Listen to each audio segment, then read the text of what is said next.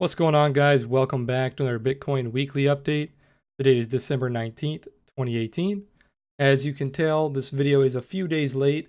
That is actually on purpose. I wanted to see how well these videos do in kind of a midweek launch instead of launching them on Sundays.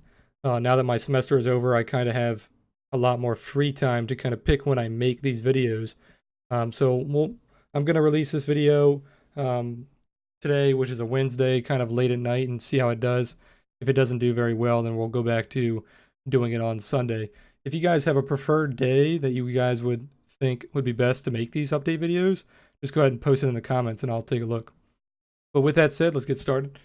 So what we saw last week was a pretty clear continuation of a downtrend. You can see this red line I have right here is what I was looking at.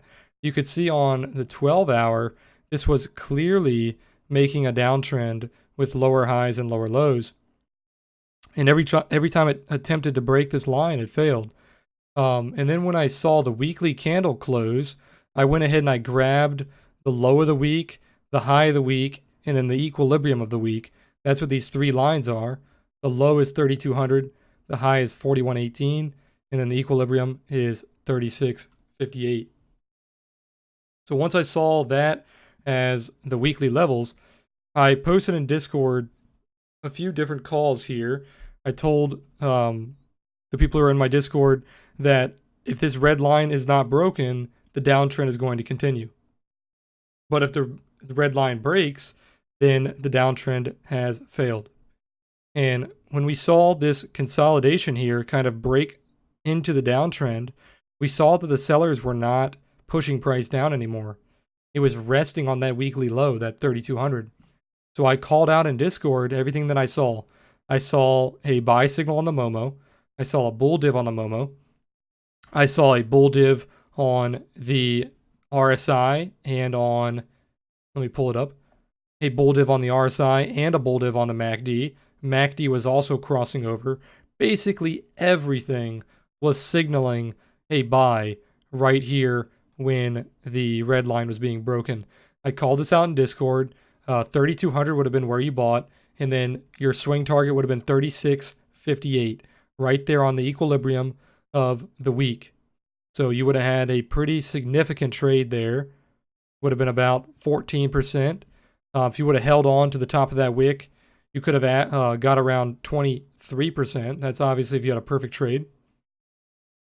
So now what we're looking at, we can see here, if we go down to a smaller time frame, we can see it's resting above this equilibrium. It is showing kind of a bear div, a double sell signal at the top here, right at the top candle here. I think it was on an hourly. It showed a perfect top.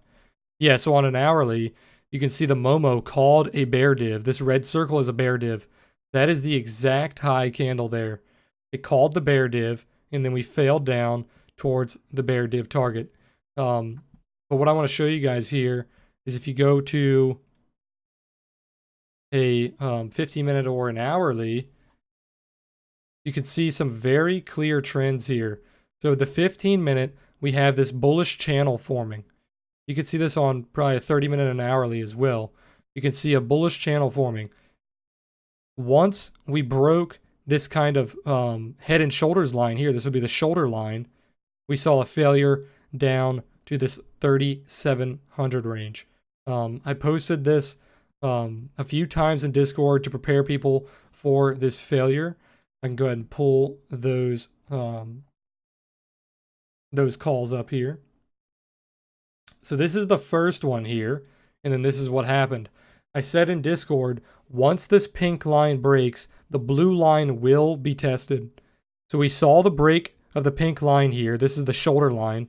And then boom, the blue line and the red line were tested pretty much at the same exact time. And we can see here that it actually went below the blue line here. First test came up, tested the red line, and now we're kind of stuck in between the red and the blue here. It's trying to stay above the blue. It's trying to get back into this bull channel. It's just not lasting very long.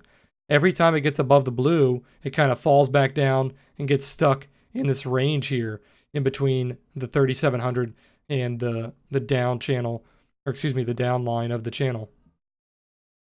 So what I'm looking at for the short term, I want to see this get back into the channel, retest the shoulder line, and I want to see it close above this 38.10 level and this shoulder line here. So we're going to need to see some significant buying to get back above that level. I do not want to see kind of this, like where it gets trapped in between the channel line and the red line here. And I can show you where these levels are coming from. So if we go out to a 4 hour, these levels are coming from this ladder pattern that it does when it's making lower lows and lower highs. You can see how we kind of find support and then break through it, make a new low. We find support, kind of barts up, has that quick move up, lower high, fails downward, a lower low, barts up, lower high, and you can just see that pattern repeat itself. It's kind of a ladder support pattern. And then I took the lows of each one of these ladder steps, and now these are supports turned resistance. So if we go down to a shorter time frame, you can see how these acted. It became the high here, failed, broke above it. Right here it failed again, broke above it. First test, perfect test. Came up, failed the first test, broke above it, and then we were not able to stay above this level. So if you noticed my little check mark and the X mark here, the reason I have these is you can see this level, we broke through it, first test stayed above it, and then broke out again. This level here, we broke above it, but you can see when it came back down to test it as support, it failed.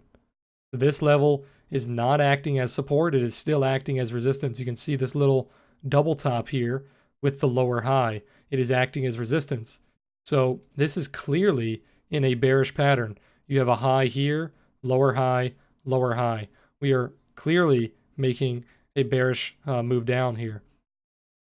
So until kind of this structure is broken, this lower high structure, this is not a perfect trend line, but I'm just trying to show you, until this downward channel kind of right here that it's forming, until this is broken, we are not going to head higher. And even until this 38.10 to kind of 38.40 is broken, you really don't want to be taking too heavy long positions. Where I would start to look for kind of bigger long positions is back down towards this 3580 to 3500 range. We do have some clear support here, which was originally resistance. So if it makes it back down to this kind of 3500 range, that's where I'd start to see if price is consolidating or finding support. If it is finding support, you can start to find some long positions there. But I'd be very careful. Until that, like I said, you should probably be looking for some shorts. If you took shorts here, I would say your stop loss should be above the shoulder line here. This was what caused this failure downward. So when that is rebroken, that's when the bulls are going to start to come back. So if you're taking shorts here, you probably want to put your stop loss somewhere around this 38.40. Or if you want to go out a little farther, you could even put it above this high here around 39.35. But I wouldn't be taking that big of a position just yet because it's kind of in a no trade zone.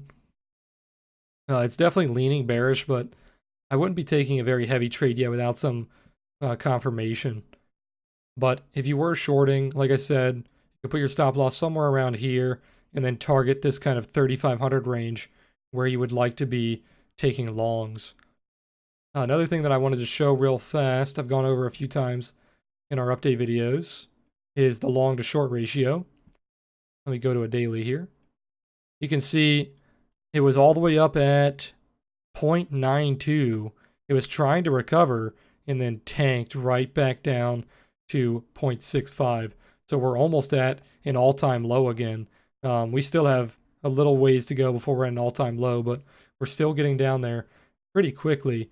You can see here the shorts are still going up pretty fast. We had a small sell-off on the shorts. It went from 40,000 down to about 35,000, a little over 10%. But that didn't last long. And you can see the longs here, they just got decimated. Basically what happened is on that massive move up that we saw on Bitcoin, let me hide this stuff. On this move up here, which is about a 20% move up, yeah, 26%, you can see the longs are taking profit. The longs are rapidly going down. This shows you that they're taking profit. So everybody that was long, either before this down move or after, or excuse me, before this up move or after the up move, they are starting to take profit. So there's not very many longs open that compared to last week. We have about 25,000 open. The high was 36,000. So we are still in kind of a position where a short squeeze is possible. We have about 15,000 more shorts than longs. So we definitely have the possibility of a small short squeeze. But until the buyers start to come back, I wouldn't be leaning on that as your go-to plan. So just a small recap. Be careful taking longs here. I'd wait for some more confirmation.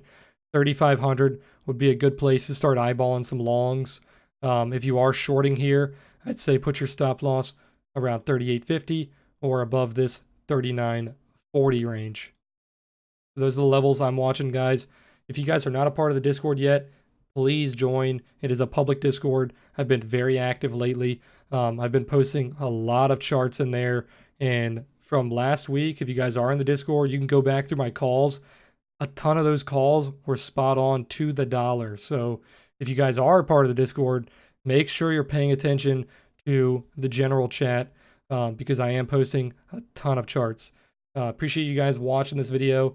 If you like the content and you haven't already, please hit that subscribe button, and I will see you guys next week for another update. See you later.